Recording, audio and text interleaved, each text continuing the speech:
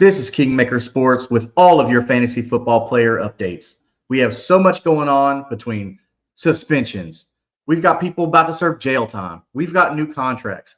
And here it is. Slayton, who do you got as our first player update? Oh man, first player update. Keenan Allen signing with the Los He's Angeles. back. Oh, I'm so excited to see him back in that baby blue. It's gonna be nice. It just feels right, doesn't it? It just feels right, man.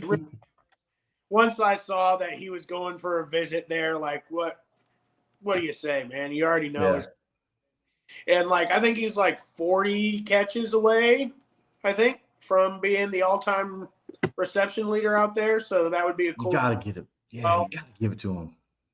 But man, is everybody else cooked or what?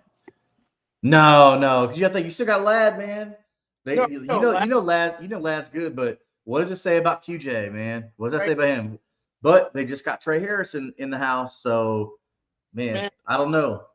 One more video online of one of those dudes dropping another pass before they were going to bring on 3 new receivers. That's probably why they brought him back, because Quentin Johnson was just not look. It's weird. Quentin Johnson would have days where he'd look awesome, and then he'd have days where he just looked horrible. He just looked like every TCU receiver coming in the NFL. Well, those damn TCU receivers. That's what you can't trust them. You cannot trust them, man. I'm done with it. Like, and I agree with Ray Garvin on that. Like, you fooled me too many times. Like, you fooled me with Jalen Reagor. Now you're fooling me with Quentin Johnson. Like, I'm not going down the TCU wide receiver rabbit hole again. So Ray Garvin, I'm with you, dude. Like, I'm not doing it either. So we got that one, but what about somebody else who got paid though? Like in the form of a contract extension from their rookie deal. Yes, sir. Your favorite team. Yes, sir. They weren't going to give up on my boy. They weren't going to give. Everybody's been hooting and hollering about, oh, it's Blake Corum season. Oh, it's Jaquez Hunter season. Nope, he ain't going nowhere. They're going to give him the bag, and they're going to let him just run it as many times as he can until he will not run no more. Now, do you think this is a product of the Stafford situation? You know, it's kind of a flip coin for me, because part of me is like, why would you bring him back if Stafford's not healthy? And this is going to be kind of the last hoorah type of deal. You're going to have to bring in a QB, that type of deal. Yeah. But then again, like, yes, we're going to have to establish the run game. And I think that, yes, it does play a part, because we're going to have to lean on somebody out here. Yeah. It's not Jimmy G throwing the damn ball. Yeah. I mean, yeah. Well, let's not forget, this is the same team that got burned by Todd Gurley with issues. So, yeah. But Kyron, he's not as injury risk averse, I feel, to me. Like, I think Todd Gurley, we all kind of knew what was going on. He had the arthritis of the knee, all that type of deal. Where no, I'm referring to Stafford, like having issues like that with Stafford. No, I feel like the Kyron signing made sense, because let's go ahead and lock up our running back cheap at what, $11 million a year. Yeah. that can do the job and do the job well and knows the Sean McVay offense. And then, hey, we have this big question mark right now at quarterback in Matt Stafford, and it's like, hey, we don't know if these back issues are going to keep going downhill, because he is older. It's not like this is a young buck, man. So I feel like this is a smart move on the Rams' part to go ahead and lock up your running back. You don't have to worry. You got 2 other guys on rookie deals. One that Sean McVay was so happy about, Jaquez Hunter, and somebody that I think we all think is still a good running back in Blake Corum. But so that running back room's looking really, really nice right now. But I think they're looking in the future at quarterback, and they're thinking, okay, a rookie contract is a lot cheaper for the team than having to repay or re-sign Stafford or bring in a free agent quarterback, things like that. So I think your Rams kind of know what they're doing behind the scenes. Yeah, they've known what they were doing with Kyron for a while. You know, after he was injured that whole season, they had that big barrage from Kingmaker and all the other guys there, and they did brought him back. He has a purpose on this team, and Sean McVay loves him. He really does. Yeah. You know, it makes me so happy to see him back. Yeah, happy to cheer him on for a couple more years, man. Yeah, there you go. Well, we all know Slayton's going to be happy. So now we can shift gears to the guys that can't seem to stay out of trouble, man. Uh, we just got word a couple days ago that Mr. Jordan Addison, who has been a darling for so many people after his success that he had with Sam Darnold, running routes next to Justin Jefferson. Now this freaking fool, for substance abuse policy violation, is now going to have a 3-game suspension. So everybody who's wanting Jordan Addison to come out and be a solid wide receiver 3 for their team, wide receiver 2 for their team, well, you're going to have to wait at least till week 4 to get it. So what do you think about that? I mean, yes, like I don't know, man. Do you fire up Naylor? Do you fire up Felton or whatever that kid's name was that got drafted out there this year? I think you have to. Or does Justin Jefferson just get all of it? It's just Hawkinson? I mean, do you still have trust in Hawkinson? I think he just got back at practice. He was hurt, but I'm hoping that he gets back in and acclimated with the offense again. And I'm hoping he has a big season this year. But, man, it sucks because they have a pretty good offense and they need to have more guys that can draw attention and take people off of Justin Jefferson. And I don't see Naylor and the other guy doing it. So, yeah, that's going to be interesting to see how they're going to do that with those 3 games with Jordan Addison back, because he can't be in the facility, anything. So he's got to be, like right now, he's got to be studying everything, getting on the same page with McCarthy. Good thing is McCarthy ain't a rookie. At least they had him last year with practice and stuff like that. So that's good. But let's not forget, he built a rapport with Sam Darnold, not J.J. McCarthy. So he's going to be coming in and having to catch back up after that. Our next on the naughty list, somebody who actually has to serve a little time, man, after all his dumb things that he's done, is Rashee Rice, somebody who is super, super high valued in fantasy football, most definitely in Dynasty. After his handful of games that he had last season, Rashee Rice, tush. Not good for you, man. You have to spend 30 days in jail. Like, man, you just get arrested out there. That's what happens in Kansas City. Their receivers are weird. Like, I don't know what's going on with their receiving core, but so Rashee Rice, the court order, he has to spend 30 days in jail. It doesn't all have to be at one time. They said as long as you serve those 30 days between time point A and time point B. So he could spend a boring weekend in jail. Like, oh, I'm gonna spend Friday night through Sunday morning in jail, knock out a couple days or whatever. So must be nice to do that. So you go out there and you get to pick your days. Here's a sentence. Yeah. It's like, oh, y'all having lobster at prison tonight? Oh, I'm showing up. I'll be there. Yeah. Yeah. What do you think about the Rashee Rice situation, man? That's crazy. That it is, man, and like I think we finally are getting some closure of like what's going to kind of happen. Is starting to boil down to, is he going to get suspended or not? I believe he'll probably at least get a 4-game, maybe an 8-game. We'll see. I'm not 100% positive on that, but I do see him getting a suspension, and Hollywood Brown's hurt now, so you've got Worthy and Travis Kelce and. I mean, who else? Are we going to trot out Royals now? I see he was getting some the one. Man, and we're going again this year with this, like, Travis Kelce in the best shape of his life. Like, come on, man. Like, let's move past it. Kelce right now is at the point where he is just like your run-of-the-mill, above-average tight end. This is not elite Kelce anymore. I mean, that's my belief here. I don't know. But with all the woes that Kansas City's having with their pass catchers, they're going to have to force feed Kelce. I don't think they're going to have a choice. They're going to have to. But, I mean, people don't realize that, even though the court said he's not, he's not going to go to jail for any significant amount of time at one time. That doesn't mean Roger Goodell couldn't put down his own punishment. He's been known to do that. Roger Goodell thinks he runs the world. Like he will. You get a speeding ticket, Roger. That's 2 games. Like, wait, hold on. For what, Roger?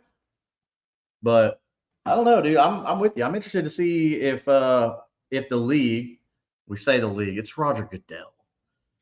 If they actually add some suspension time, how many games that's going to be. So that'd be something to watch with that. Other than that, what other player news do you have that you can think of? I find it kind of wild that the Browns are not going to try to play with any of their toys other than Shedeur Sanders. They're going to sit all of their guys, but Shedeur Sanders, like, what? That makes no damn sense to me. You got Dylan Gabriel that has not seen a snap in the NFL. You have Kenny Pickett. Is Kenny Pickett hurt? I think. Yeah, so it's hamstring. So they're having some lower leg issues. Even Dylan Gabriel's having some issues. I think that's why. But I still don't understand why they picked Gabriel higher than Shedeur, other than the money. Signed Snoop Huntley for what? They're just collecting. They're collecting quarterbacks like Thanos collects freaking stones, dude. That's all they're doing. They're out there trying to build an infinity gauntlet. But the problem is none of their quarterbacks are good. Yeah, no, it's trash. It's just all trash. And I'm like, I don't know what they're doing. They think they're building a super team, but really they're getting laughed at. They're a super joke. We got them out there trotting out Shedeur Sanders for the whole game, and then we've got Cincinnati out here with Joe Burrow and Jamar Chase. Like, what the hell are we really doing? Dude, that conference is doing some crazy stuff. So I guess, well, at least they get to see what they got in Shedeur Sanders. So, yeah, I mean, that's a plus, right? I'm excited to see how he does in an actual game, see some snaps under it, and see, is he progressing? How is he doing? I know that he was fighting with the owner or the GM on the sidelines and all sorts of stuff. Yeah, don't fight with the guy that holds your future in his hands. Don't do that. It's insane. I understand it, though, man, because, like, the guy's talking some craziness in the media, and, like, you bring this guy on, you give him a chance, and then you just bash him continuously. And, like, he's been known to be outspoken, so, like, how do you not realize that that's what's going to happen? Yeah, that's why he fell so far in the draft. It's because of his mouth. Yeah, it's just crazy. But, no, I mean, at the same time, this is going to give a pretty good look in of what we've got with him. And if I just love how everybody's like, oh, they're going to try to trade him. Like, nobody wanted to draft him to begin with. So who are you going to trade him to? Yeah. What are you going to give up? A 4th-round pick for a rookie quarterback? No one's going to take him, dude, especially since you keep signing quarterbacks. You've already got quarterbacks you're at the cut anyway. Like, I don't think Kenny Pickett's making this roster. Like, because one, Deshaun Watson already has the money. So you got to pay him, and you got to keep him on the roster somewhere. You got to find a spot for him. And then you got Shedeur Sanders, Dylan Gabriel, and Joe Flacco. Joe Flacco should be your week 1 starter until Deshaun Watson is healthy and ready to go. But from Kenny Pickett and Huntley are not making this team. The general manager and, like, the coaching staff, it all sounds like they're talking about Watson past tense. Like, it's the experiment's over. Yeah, it should be. I'm hoping that they've came to the realization that they're just completely dumb for all the bullshit that they pulled to get him there, and all the picks they spent and the money they spent to do that. Like, it just... The Browns are cursed at the quarterback position. They have no clue how to draft and how to sign at the quarterback position. At this point, they're going to have to start putting those name badges on the front of that damn jersey, to be honest with you. Dude, they're running out of space. Exactly. Like, it's crazy. That's hilarious. Yeah. So if you're a Browns fan, like, I guess enjoy the circus. I don't know what to tell you. Who's going to throw the ball to your receivers? Congratulations, Myles Garrett. Yeah, you got Myles Garrett. Jerry Jeudy did well. I mean, I don't know what to tell you. So for all you Browns fans out there, enjoy. Do you want to on Micah Parsons. Yeah, go ahead. Go ahead. That's a crazy scenario. That's crazy, man. And like just all the stuff that's coming out about it. You know, Jerry being Jerry. He's just doing Jerry, Jerry. man. Only wants to negotiate with players, doesn't want to negotiate with their agents or anything like that. That's just insane. He's been around the league long enough to know that's not how it works. But it's Jerry, stop being an idiot. and we get this from Jerry every year where it's like some contract dispute, some holdout, some contract that we're waiting on, whether it's McCarr or whether it's this. And he does like all this speculation. And I'm like, Jerry Jones is the owner equivalent of Aaron Rodgers. Every fucking shit show, and I'm so tired of it, man. It's so accurate. Oh my gosh, that's so accurate, dude. Tired, one of the two. I don't care. You know, like I'm so tired of Jerry Ball and Jerry World. Like, man, if they would just have a good owner out there, they would have a legit team. But the guy just, he just can't help to screw himself over. Yeah. Even Cowboys fans, like here in Texas, like even Cowboys fans say, like, yes, Jerry is the problem. Because my thing when I talk to Cowboys fans is, like, I will never support the Cowboys until Jerry Jones is not the owner. Yeah, 100%. Because he's the problem with that franchise. The absolute. Like, yeah. And like, you know, he's out here talking crazy, and then he goes to the media. He's like, "Oh yeah, we're not worried about it. We're all good." And Micah Parsons is out here. He does a full, you know, hey, I want to trade. I want to get out of here. And he's, you know, tweeting with Aaron Donald, and Aaron Donald's talking about coming out of retirement for him. Like, I don't know. It just seems crazy. And knowing Jerry, he's going to hold him out of spite. Yeah. Well, Jerry's petty like that. Oh, hell yeah, Jerry's petty like that. Like a Jerry thing to do. So, like, oh yeah. As much as I would love to see Aaron Donald and Micah Parsons. If they trade Micah Parsons, what's your favorite landing spot? Oh, 100% the Rams. What are we talking about? Come on. Okay. What's your favorite landing spot outside of your favorite team? Buddy. Besides my favorite team, you know, honestly, I think he would probably go to either Kansas City or probably, knowing him, he would probably go to the Eagles. Bro, the Eagles are just building a dominant defense over there. Like, go to the Eagles by hitting Jerry's face. That would be something that he would do, and I could definitely see it happening. But, yeah. Follow suit like Saquon did, yeah. I would see him going to the Chiefs. Any contending team, like I really think that he would.